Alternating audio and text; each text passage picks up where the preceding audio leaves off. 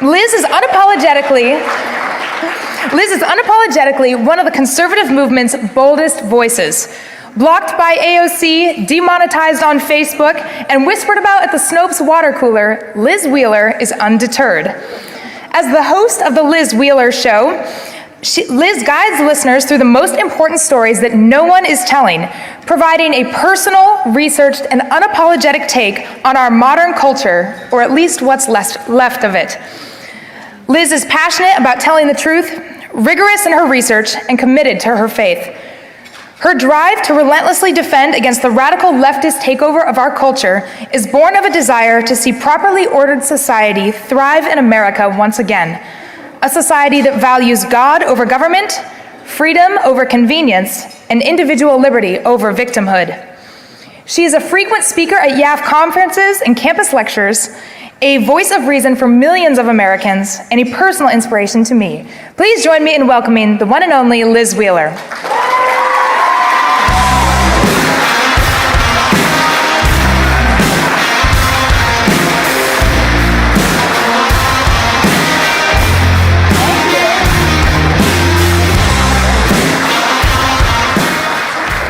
Hello, hello. How is everyone? Thank you so much for having me today. As Madison said, my name is Liz Wheeler. I host The Liz Wheeler Show. And you all, I was peeking at you from behind the curtain. You all look wonderful. You look like you're having a great time. I would not have missed this for the world. So thank you for having me. Thank you to Governor Scott Walker. Thank you to Andrew. Where is Andrew sitting? Andrew's over here. Thank you to all of the wonderful benefactors who make this possible.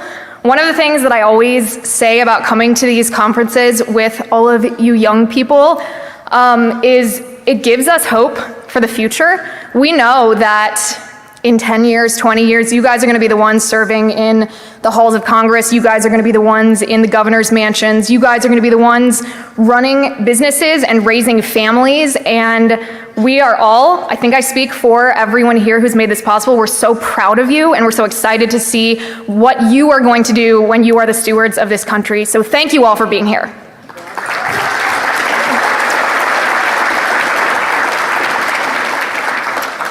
I thought we would mix it up a little bit here. I know you guys have spent a lot of time studying really important topics like communism and transgenderism and the free market, things that are very, very important, but I just got off a long flight and I thought maybe you and I right now, we could watch some TikTok together.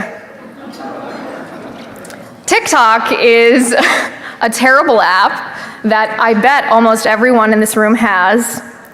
And what I wanted to do, no, who said no? I don't believe you. I hope you don't.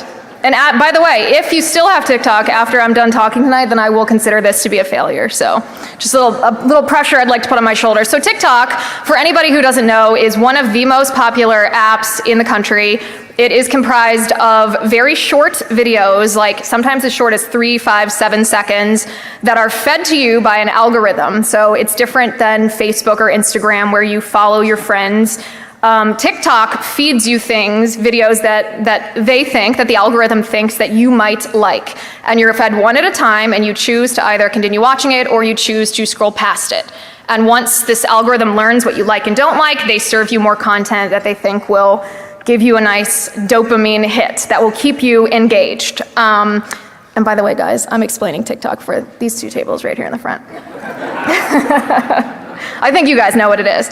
So what I wanted to do today is talk about the 10 worst people on TikTok and why they're the worst. I don't mean this with specific personal animosity. I mean the people who are content creators on TikTok have an incredibly large platform. They have incredible influence over our culture. In fact, they impact the very fabric of our nation. They impact your peers, your brothers and sisters, and hopefully not you, but possibly you. And so what I want to do is I want to watch some of these videos and I want to talk about the cultural impact that they have, and then I want to teach you how you can completely deconstruct and obliterate the political messages that are inherent to these videos. Does that sound like something we want to do? Yes. Okay. So let's start with the fact that TikTok itself is not organically an American app. TikTok is a Chinese communist invention. In fact, TikTok was first launched in China about 5 years ago before they launched their international version. And TikTok in China has a different name. It's called Douyin or Douyin. And in the United States, it's called TikTok. And while their algorithms are very similar, they are portrayed to be the same thing. They're actually very, very different. Because the owners of TikTok, it's owned by a company called ByteDance, which is tied to the Chinese Communist Party, as all business entities in China are. ByteDance not only shares your data and my data with the Chinese Communist Party, they have nefarious intentions with what they do with our data. And I'm not talking about like, oh, they have my email address, or oh, they know what my age is. I know that you and I, as young people in this country, have pretty much surrendered that aspect of our privacy. We're not super worried, for better or for worse, if someone collects our email address, because that's what we've grown up with. But what TikTok does is very, very different. And that's what I want to talk to you about today, because I think once you look at these videos that are very engaging, sometimes interesting, sometimes they're just horrifying, but you know, that morbid curiosity in us all pushes us to keep watching them. You will view these very differently once you know the intention behind it and how the mechanism works. There's a phrase that was coined. I'm actually not sure who coined this, so if you know, you can shout it out. But there's a phrase that was coined describing what TikTok does to our brains, and this phrase is digital fentanyl, because it is both highly addictive and incredibly destructive. And once you're hooked, it's extremely hard to go back. It's extremely hard to detox the way that your brain works away from this. Because TikTok was intended to be an information op, it's actually close to an act of war. Because what TikTok is doing is they are trying to fundamentally, the people behind TikTok's an inanimate object, but the people behind TikTok are trying to fundamentally change the way that your brain works. They want you to be your own person, then pick up your smartphone, look at your TikTok, your For You page, and when you set it down, they want to have changed the makeup of your brain, which is a pretty intimidating thing to think about. It's a pretty sobering thing to think about, considering that 100 million people in our country have downloaded the TikTok app, and on average, users of TikTok spend 1.5 hours, 90 minutes every single day on this app. So I did a little math for you right backstage before I came on. That's 500 hours a year that we're spending on TikTok collectively as a society. Do you know how many hours you spend in school every year? 1,000. So you are spending half as much time on TikTok, our society is, spending half as much time on TikTok every year as you're spending learning in school. And when you zoom out and think about it like that, again, it's a little bit sobering, because you think, oh wow, so if they have an agenda behind what they're teaching my brain, I'm spending almost as much time as I spend in school. So I am learning, whether I intend to learn it or not, I am learning what they have to teach at a rate half as much as I spend in school. Okay, it's all incredibly creepy, isn't it? Yeah, I can see all your faces. You're all like, oh wow, I'm gonna offload TikTok after this lunch. So let's talk. I dived into the bowels of TikTok. It is a grisly and horrifying place, I'll tell you. And I pulled together some video clips that I thought we should watch together. This is the left's strategy, by the way. It's not just the Chinese Communist Party. The left has latched on to TikTok. So what you're going to see is not just something that strikes you as foreign propaganda. You're going to see things that have become very normalized and very common in American culture that leftists specifically are promoting. So without further ado, I'd like to play clip number 1, please. I'm feeling spicy, so here's my hot take of the day. All white people are racist. Every single last one of them, all of them are racist. And I don't mean that to say like every single individual white person, if I talk to you, you would have some kind of racist ideology. I'm saying that as a white person, you uphold a system of racism by literally just being white. I believe if you're not spending your literal entire life dismantling racism, then you're contributing to its continuation. And people get so like, whenever like I say like people are racist, like why is it such a big deal? Like, yes, you're racist. Like, okay, we've established that. Now what are you gonna do to change it? Racism refers to power and race. If you are the powerful race in a society, then you're racist. Like, I just don't understand why it's so taboo. Let's talk about it. Let's accept it so that we can work towards changing it. We're never gonna get anywhere if people won't just acknowledge it in the first place. Hey, white ladies. Denying racism in your own self is violent. You hurt the entire cause by denying that you ever had a racist thought. I don't think that way. I wasn't raised that way. That's not how I feel. I've said it before and I'll say it again. You don't have to wear a hood and you don't have to tote around a Confederate flag to know that there is inside of your brain that you need to fix, or else you're still just perpetuating the problems of society. So somebody asked me what unpacking white violence looks like in my own life and why it's important to me. So what unpacking white violence looks like in my life is that I am journaling. I am processing all these things I'm hearing and learning from Black content creators on this app. I'm also watching other people's journeys.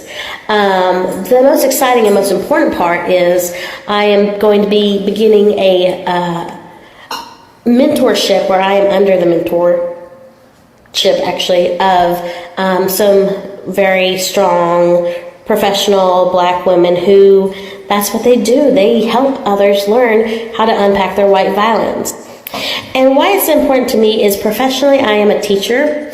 I'm going back to work in the fall, and I want to be the best person and teacher that I can be. And I know change begins within first. But for me, in order for me to grow and nurture these young scholars who might be Black and brown, I have to unpack that white violence or I'm going to cause damage. And I want to be a good role model for my children. I want to lead by example.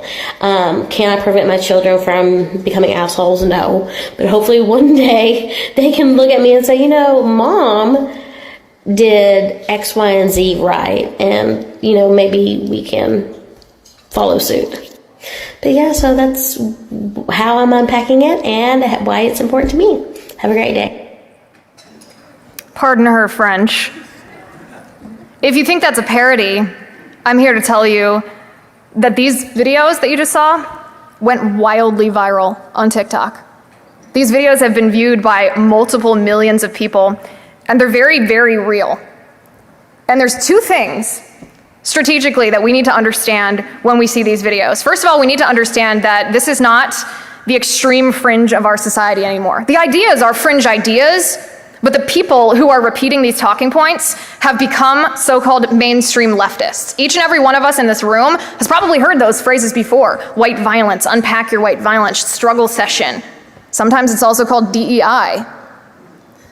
In order to obliterate and destroy these videos, which is what we are going to have to do in our generations, because this is the narrative that is being propagated, is we're going to have to be relentless. We're going to have to be ruthless, and we have to go to the heart of the matter first. The first thing you do when you see a video like that is some people feel defensive. They think, oh, well, this is a topic about race. How do I toe the line? How am I gentle about this? Because nobody in this room has racial animus towards people of other skin colors. We all know that, but the topic of race can make people uncomfortable because they are coming at us in a way that intends to elicit a defensive feeling.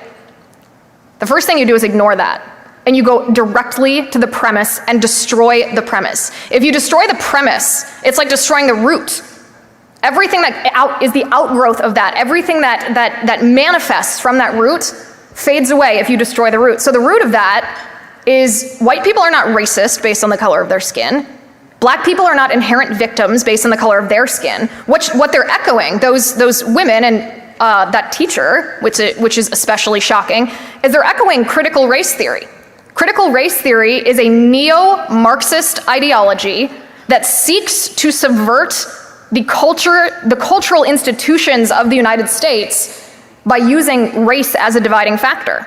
It's the second iteration of Karl Marx's economic racism, or economic Marxism, where he wanted the working class to revolt against the ruling class. Well, when the new Marxists realized that wasn't going to happen, what did they do? They decided to divide society using different characteristics. Instead of using socioeconomic status, they said, we're gonna use race. When you recognize what that is, you can then turn it on its head and you can play offense. And it's the only way to defeat these people. The only way to defeat it is to obliterate their premise and to turn it on its head and start playing offense. So first you define what you hear. You say that's critical race theory. It's racism and it's Marxism. Here's where it came from, Karl Marx through the Frankfurt School to here. And its goal is to subvert the United States, and then you start asking them questions. Then you start turning it around and saying, do you think every white person you know is racist? Do you think every black person you know is inherently oppressed? Isn't that racism in and of itself to say that every black person you know is inherently a victim based only on the color of their skin? And you make them own the definition that you have given to their ideology, not because you invented that definition, but because you defined it. There was a recent video. Are you guys on Twitter too? Guys, come on, don't break my heart. There was a recent video that went viral on Twitter talking about what the definition of woke is. And it gave us an incredibly good opportunity, although my friend Bethany Mandel, who was the subject of that video, might disagree here. But it gave us an incredibly good opportunity to actually define woke and make leftists who think that wokeness is a positive thing embrace, either tell us we support this definition of wokeism or we oppose it. And if we do that with every single thing, every single ideology that they propagate, or every single strategy that they use to propagate a Marxist ideology, then we actually can combat this kind of ideology. I'm going to give you another example here. If we could play clip number 2, please.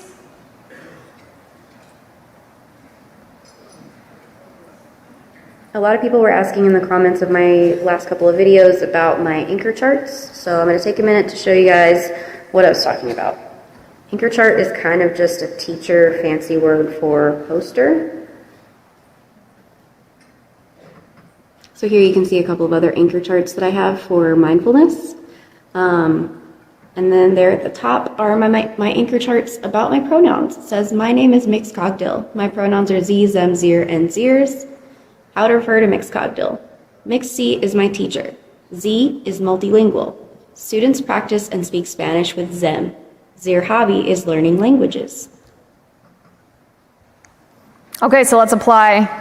That's also very real, and sadly that's in children's classrooms across the country. Children who aren't always as fortunate as all of we are to know right from wrong, to know truth from falsehood, and to have an incredible group of like-minded people surrounding us. Children fall victim to this. And so what can we do when we see a video like that? First, we identify the premise. What is the premise? What she is propagating is queer theory. Queer theory is the ideological underpinning of what she's talking about. Queer theory is a Marxist ideology. You don't get to pick your gender. You don't get to pick your pronouns. You are what you are.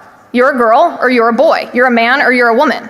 It doesn't matter how you feel. It doesn't matter if you have a mental health issue that makes you feel uncomfortable in your body. We should help you with that and we should treat that, but it doesn't justify bodily mutilation.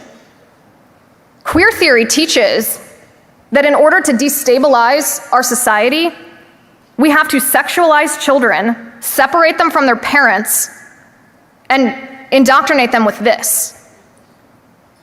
And so we destroy that premise. We say, we're not going to accept Marxism in the name of tolerance. We're not going to pretend that including people is this. We're not going to mutilate people just to indulge a psychiatric delusion.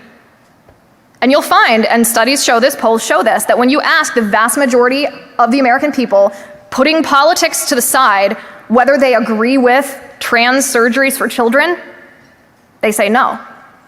When you ask the vast majority of people if they think that neo-pronouns are real, they say no. And so it's up to you and I to identify the premise, destroy the premise, and turn it on its head. Because the more we can get the people propagating this, whether it's people on TikTok, whether it's politicians, cultural influencers, the more we can get them on record admitting what they actually stand for, the more it's going to turn people off, and this will not become embedded in our society. The third video that I have for you, this one I have to tell you, it actually did make me laugh. Can we play clip number 3? This is Lizzo, for anybody who's not familiar.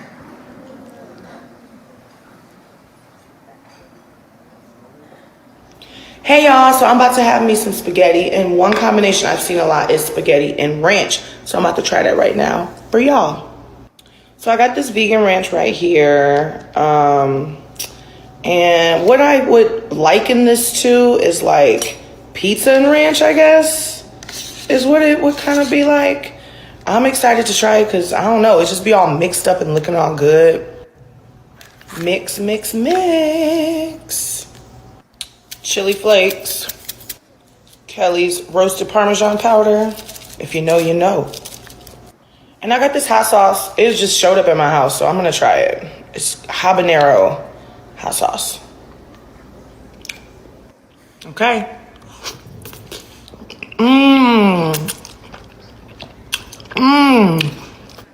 It's creamy.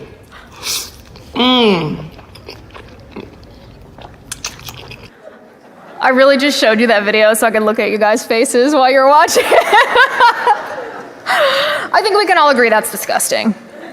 But the point of all of this is Lizzo's propagating a very destructive narrative in our country. She's telling us that if we look at that video and say, well, that looks like binge eating to me, that doesn't look healthy. She looks like she's extremely overweight, which has no impact, of course, on her dignity and worth as a human being. However, it is a serious health risk.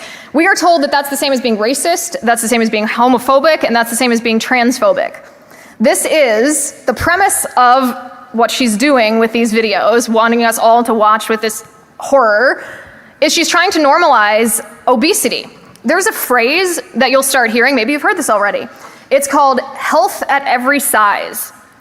And medical providers are actually starting to pick this up. They will advertise on their websites that they are an health at every size practitioner, which means when you come into their office, if you have an orthopedic issue, like your knee blew out because you're 400 pounds, or maybe you have diabetes because you eat like this, they won't talk about your weight and the impact that your weight has on that. Their premise is that when you walk into their office, they are going to analyze you outside of your weight. They're going to assume that fat people, extremely obese people, we're not talking about an extra 5, 10, 15 pounds, we're talking about that you can be healthy when you're that weight.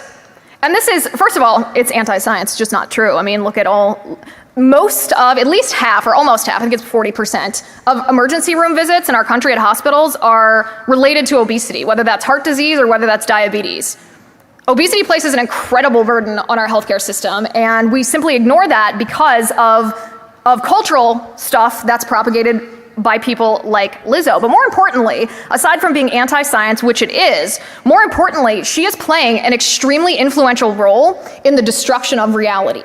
She's telling us that we can't believe our own eyes, that we can't believe our own minds, that we look at her and we say, well, she doesn't look too healthy to me, that we're wrong, that that's a bias, that we are somehow indoctrinated to think that we're seeing something inaccurately when we're in fact seeing it accurately. And that she's teaching us that when we read scientific facts that say, well, listen, if you look like that, if you eat like this, then you're more likely to die. I mean, you never see a 400-pound 80-year-old, do you? 500-pound 80-year-old. Well, why is that? Because, I know this sounds really blunt to say, but if you're extremely overweight, you don't live that long. It takes years off your life. We're not allowed to say that, according to Lizzo, and people telling us that these observations, common sense, yes, personal, sometimes uncomfortable, that these observations aren't reality, that we are simply looking at them through a lens of bigotry and oppression, similar to racism and white supremacy and transphobia and homophobia. And this is all part of this neo-Marxist agenda, is to restructure and redefine, to reorder our minds, to take what we know to be true. We know that the sky is blue on a sunny day. We know that when we drop an apple, gravity is going to pull it to the ground. There are some things that we just know. And these neo-Marxists are trying to reorganize our minds so that first we feel doubts. Are we fatphobic? Is it that unhealthy to eat like that? Can boys be girls? Are white people inherently racist? They plant these seeds of doubt in our minds so that we feel fear to discuss these issues, and then they hit us with the next level. Then they hit us, once they've deconstructed our minds, they hit us with their indoctrination that teaches us or re-educates us, indoctrinates us into what they want us to believe reality is. And that brings us to clip number 4. You see, we recognize this one. Day 1 of being a girl, and I have already cried 3 times. I wrote a scathing email that I did not send. I ordered dresses online that I couldn't afford. And then when someone asked me how I was, I said, I'm fine, when I wasn't fine. So, how'd I do, ladies? Good? Girl power. It's day 335 of being a girl, and I wanted to go on record to say that this might be the hottest I've ever looked and will ever look in my lifetime. And I'm making this video so that in thousands of years, there will be evidence. Is it the dress? It could be the dress. Is it the makeup? Or is it the hair? Because I think it's the extensions. And when I have extensions in, I don't know my name. I don't know where I live. I just know that I love these. And I know that I look like I could steal a husband, but I want to promise you, look me in the eyes. I want to promise you that I would never do that to you. Okay, I am a girl's girl. And I love ya. Woo! But seriously, this is good, right? Okay. Love you. Okay, New York Fashion Week. Oh, okay, bye. Love you.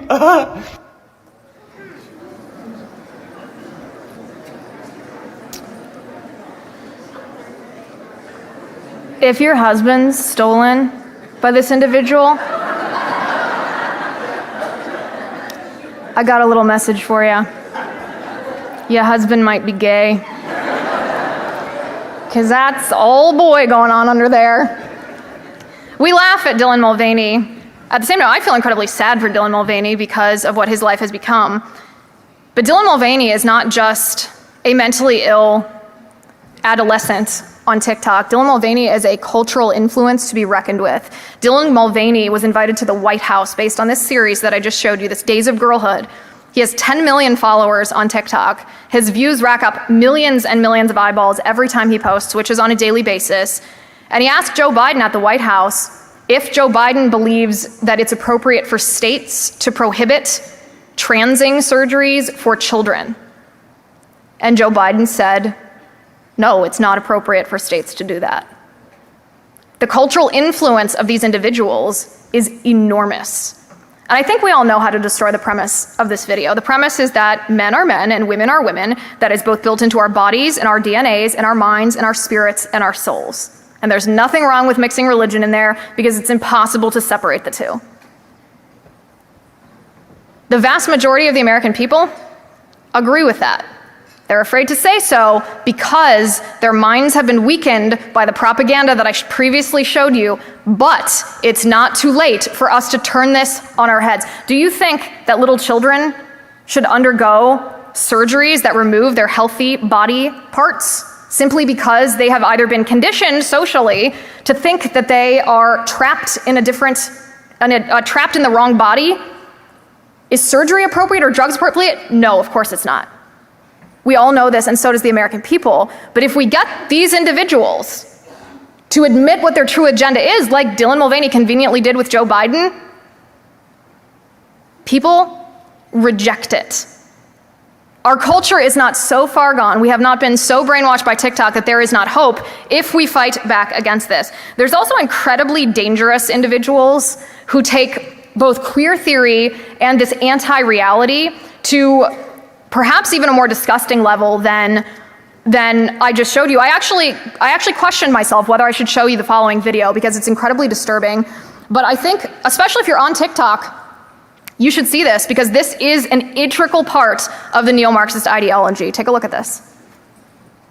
I coach a lot of people one-on-one who want to go no contact with their parents and cannot bring themselves to admit it. They feel guilty, they feel awful, they know it's the right thing they want to do, and they can't admit it. That, to me, is a very separate situation from, I don't know if I want to go no contact or not. I've just heard about this. What would it look like? What are the ins and outs? What would happen? Is that the right thing for me or not, right? This place of not knowing. If you're in this second category, give yourself space. Don't do anything yet. Give yourself space. Take some deep breaths. I care about you. How are you doing today?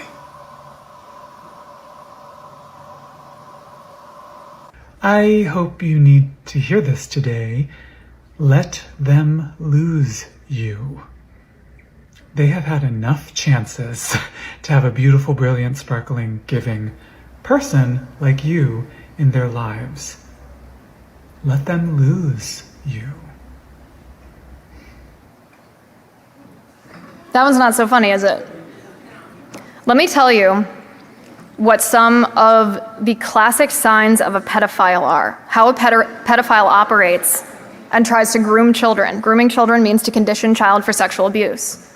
The classic signs of a pedophile are they first try to separate the victim from their parents because their parents are their primary protectors. Secondarily, they tell that child that the probable pedophile likes them, loves them, cares about them. And they tell them that they deserve what they're about to get. Every element of how pedophiles condition children for sexual abuse is evident in every single one of Jeffrey Marsh's videos. And yet TikTok allows this groomer on their platform. In fact, Jeffrey Marsh tells children to contact him off of TikTok on his Patreon for one-on-one coaching on how to separate from their parents. This is not just incredibly disturbing because this man goes viral on TikTok all the time. It's also the logical end. It is the same thing that I've shown you in all these other videos. The logical end of queer theory is pedophilia. In fact, the founder of queer theory, the woman who wrote the founding document, defended the sexualization of children, advocated for child pornography, and defended outright pedophiles. Because Marxism and pedophilia share one thing in common. Marxism requires parents and children to be separated, requires our cultural institutions to be destroyed, and requires objective reality to be obliterated. These two things are intricately tied together, which is why they exist on TikTok. The people behind TikTok are not this sort of vague, nameless idea of the Chinese Communist Party. The people who are strategically writing the algorithms behind TikTok want to subvert the United States of America. And they're using cultural Marxism to do that. They understand that they're not going to topple the White House, they're not going to topple the House of Representatives and the Senate, the Supreme Court all at once, that in order for the United States to fall, they first have to destroy us from within. So they target the civil institutions. They target marriage, they target men, masculinity, women, femininity, they target the family unit, they target children, they target religion, they target education.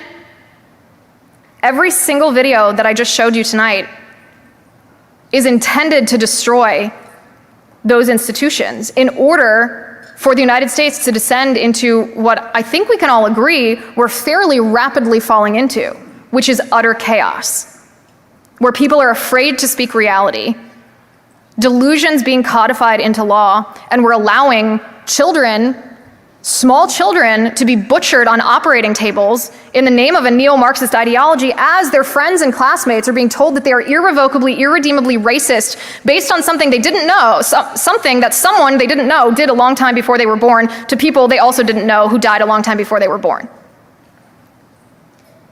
This is the exact recipe of cultural Marxism, and this is what's behind TikTok. So when TikTok says that they are gathering your information, they're not talking about your email address. They don't really care. You guys probably don't email anyway. They don't really care, per se, how old you are, whether you're male or female, except how it helps them track you. So you've heard of your keystrokes being tracked, right? When you're on your phone, do you know what that means? When your keystrokes are tracked, it means that every single thing you do, whether you're typing a text with your thumbs, whether you're editing a photo, whether you're, opening a Snapchat to keep up your daily streak. I'm super cool, guys, I know about that. They're tracking everything you do. Everyone you talk to. They have a database based on all of your points of data so that they have an idea of how to target you. So if you come from a conservative background, you are a religious person, then you're not going to see a lot of this trash in your recommended videos at first. You're going to see mostly things that you like. And just like once in a while, you're going to see something that you're like, wow, that was super weird. It's just going to be bit by bit.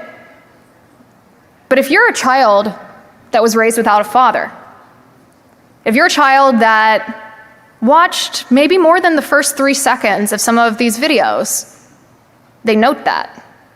They build a profile on you so that they can serve you content that they believe will, bit by bit, drip by drip, first confuse you, deconstruct what you know is to be true, deconstruct right from wrong, reality from delusion, and then once you're adequately confused, they ramp it up a little bit. They say, well, Does this person tend to watch videos about racism more, about white violence? Or does this person tend to stick around and watch the videos of Dylan Mulvaney? What are they watching? Where are they vulnerable? How can we target them? Can we exploit them? And how quickly? And the result of this is your generation, 1 out of every 5 Gen Zers identifies as queer. In the last 5 years, the rates of mental health issues, serious mental illnesses, have skyrocketed. Your generation is perhaps the most depressed and anxious generation that we have seen in our country yet. And that responsibility falls on us, on my generation, millennials, on generations before, for not recognizing how those that wish to hurt you are targeting you. But you're here today in this room. You've spent time at this conference because you want to know how to fight back. And if you want to know how to fight back, you first have to understand and acknowledge the reality of the political enemy that we're facing. That it's not just Democrats versus Republicans. It's not just liberals versus conservatives. We are in a battle of good versus evil. We are in an information and technological war with an enemy that wants to destroy the United States and is doing so by targeting you. TikTok has played an outsized role in this and continues to play an outsized role in that. Think of those statistics I said before. 1.5 hours every day. How many hours are you awake? Do you sleep 8 hours a night? Then you're only awake, no. I hope you're studying then. Think about that. If you did, accept my premise for one moment, if you did sleep 8 hours every night, that's 16 hours.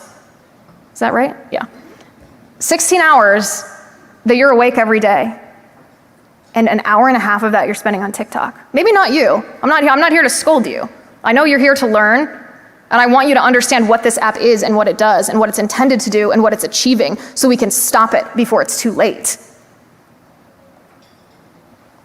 How many of you are gonna offload TikTok after today? Oh, somebody already did. I like this lady in the front. This is the enemy that we face. It's neo-Marxism. If we can't define it, define that premise, destroy that premise, and turn it on its head, making those who propagate it either support or reject what it is, then we will never win. We will simply be the same old squishes, the same old establishment, Republicans and conservative movement, vague conservative activists who have failed to see what was coming for the past 30 years and thus allowed us to be where we are today. I have faith in you. These wonderful folks who put these conferences on have faith in you. With this knowledge, I not only encourage you, I challenge you to fight back against what you see. Do not be afraid. Do not let delusion overtake reality. Stand up for what's right and fight back against this enemy. TikTok being the perfect encapsulation of the Generation Z neo-Marxist threat that we do face. Thank you so much for having me.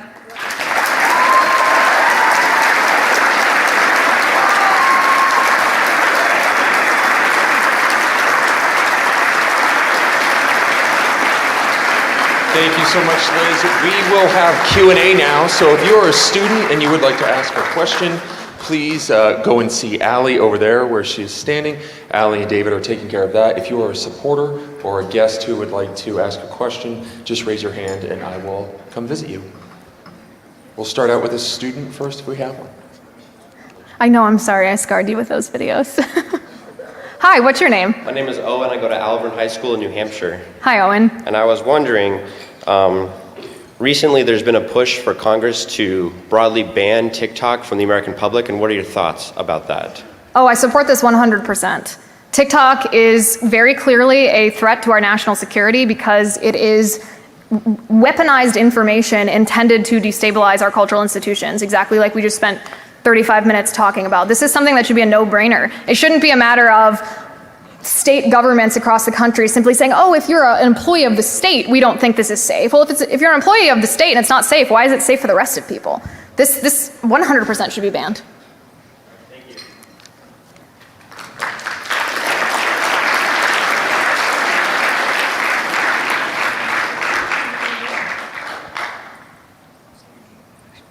Hi, my name is Emiliana Duffy, and I'm homeschooled. And my question for you is, how can we as young teens, Gen Z, how can we defeat the left on social media? Yeah, that's a good question. This is a question, especially related to TikTok, that I grapple with myself. Because on one hand, I don't want to be on TikTok. I don't want to be exposed to what I just exposed you guys to. I don't want to see this every day and have it seep into my mind and the way that I think and my heart and my values. I don't want it to pollute what I believe. At the same time, it's there and it's happening, and it has enormous cultural influence. So if we don't fight back against it, then I got to tell you, it's going to continue to have cultural influence whether or not we're on board with it. So what I do is I fight back against it. I do watch this stuff. I'm a little bit older than you, but I do watch this stuff, and I know my tolerance level of it. When it starts to make me feel gross and like I need to detox my mind, then that's what I do. I detox my mind. But it's incredibly important to be able to have conservatives, solid conservatives, who understand not only what they believe, but why they believe it, who can identify the premise, obliterate that premise, and turn it on its head to reach everyday people who actually disagree with the philosophical underpinning of transgender ideology or critical race theory. So I do encourage you guys. I'm not going to stand here and say to get on TikTok. I don't think that you should be trolling on TikTok, but I do think that you should take part in social media, because that's where our culture right now is shaped, more so probably even than Hollywood.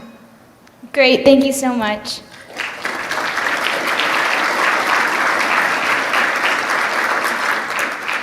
Hi, thank you for your comments. My name is Nancy.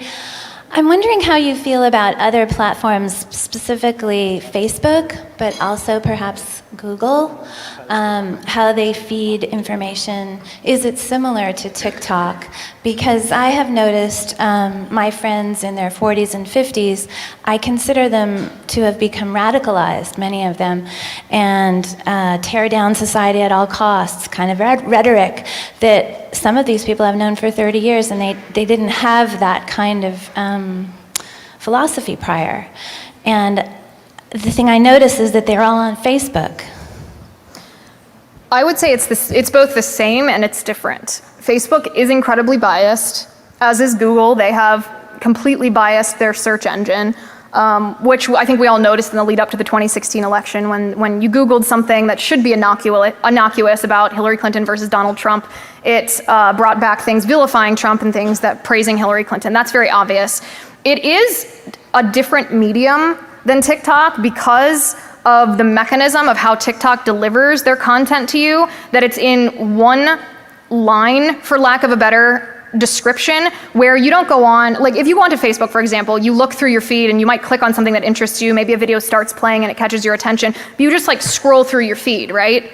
On TikTok, that's not the same. On TikTok, you open the app and it's just one thing. That is what they have for you. And you have to at least watch, I think it's like 2 seconds of it before it goes on to the next thing. That's as quick.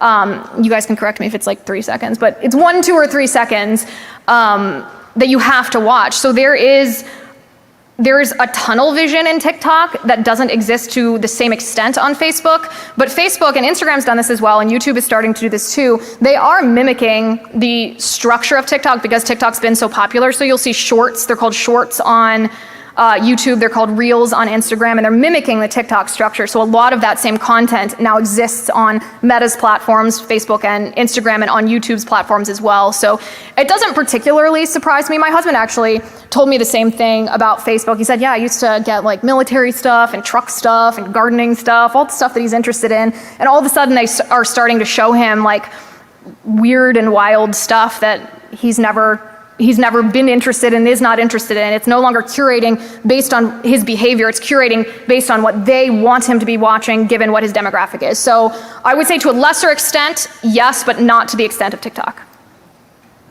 Yeah.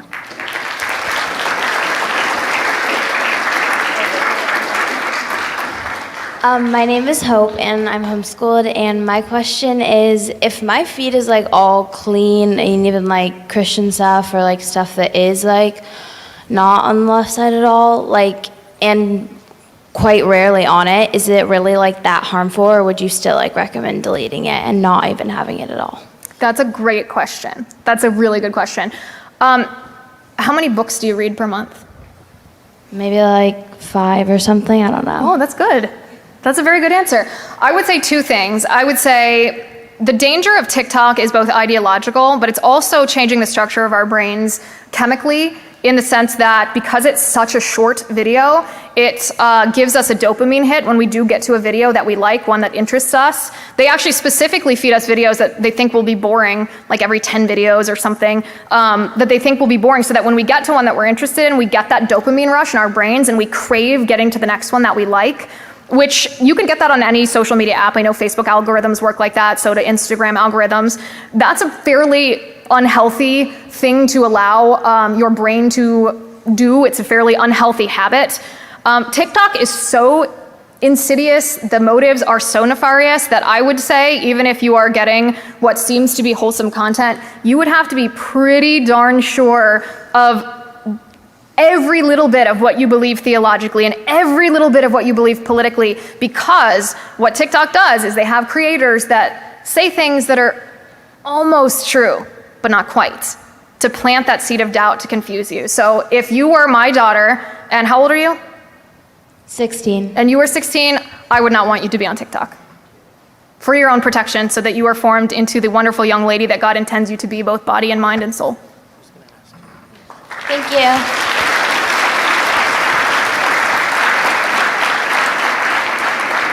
Hi, my name is Paul.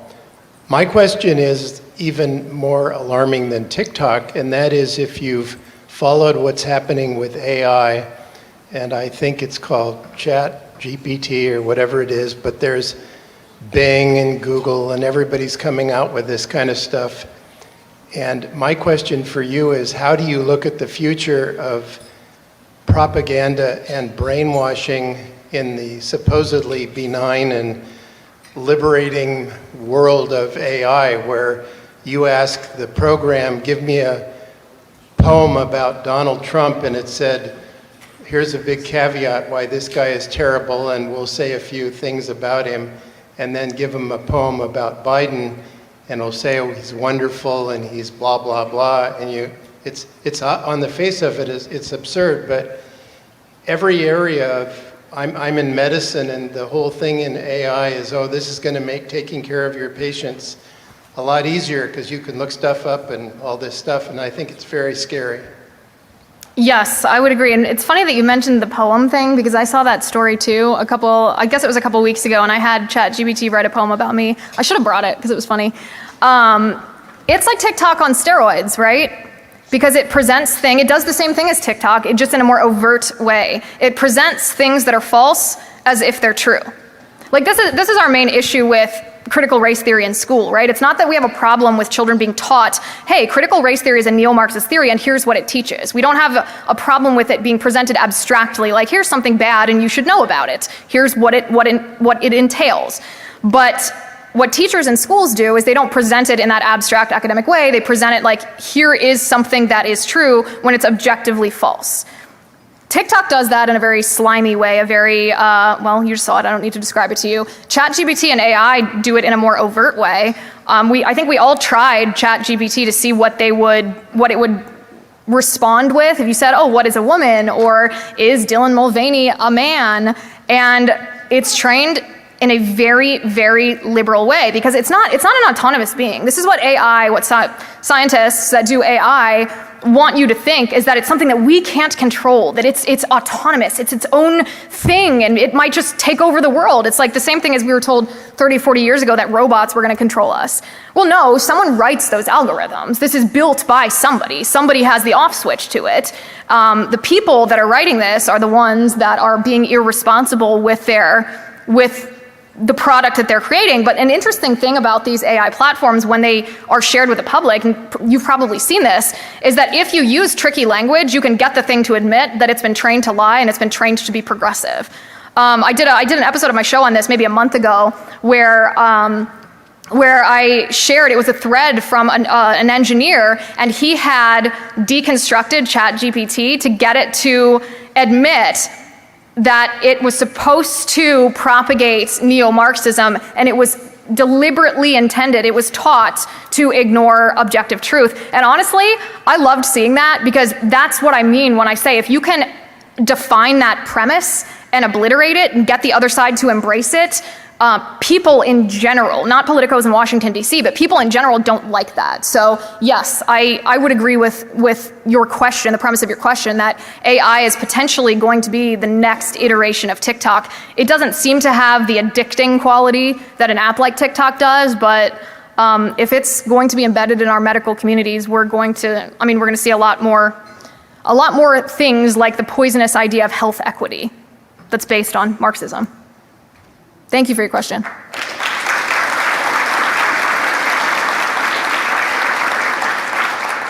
This will be the final question. Hi, my name is Pablo Viera. So my question for you is that how can we help others who hasn't heard what you're saying today and doesn't know really the effects or the dangers of TikTok? How can we help them so that they can get off of it, or they can just not get really addicted to it, like how most of my friends and most of the people I see are? Yeah, that's a good question. So you mean like people that, like your peers, like your actual friends, or you're talking about like the public at large? Mostly my friends, but maybe even my town and maybe even the public. Okay, I think it's a good question to ask about your friends, whether it's your siblings or your schoolmates or people on sports teams, just your group of friends, because you can start just by asking them questions. You know, I'm sure you're aware of what goes viral on TikTok. Most people are aware of it. And you can ask them the questions by identifying the premise. You can destroy it by just asking the question, like, do you believe Dylan Mulvaney's a girl? And I bet one-on-one, just sitting with you, asking that casual sense, they'd be like, nah, I don't think so. Or if they say, yeah, you can be like, why? Doesn't he have like boy parts and boy DNA? And like very casual, very low, non-confrontational, start by talking about that. And once you get someone to say like, I don't know, man, it doesn't seem real, right? Once you get someone to say that, then you can say like, no, I don't think so. Don't you wonder why this is what we're consuming all the time? Like, don't you wonder what kind of impact this has on us when we're consuming this all the time? Doesn't it feel like it messes with your head? And you can start actually presenting the same thing that I presented to you, but in a personal, relatable way, because people care about their mental health. People care about reality, even if they're afraid to say so because they've been indoctrinated into thinking that speaking reality or acknowledging the truth is somehow evil, racist, or bigoted. And you should talk to your friends. I'm glad to hear that you're doing that, because that's really where more change happens, is in those interpersonal relationships than in political wars in Washington, D.C. Thank you so much.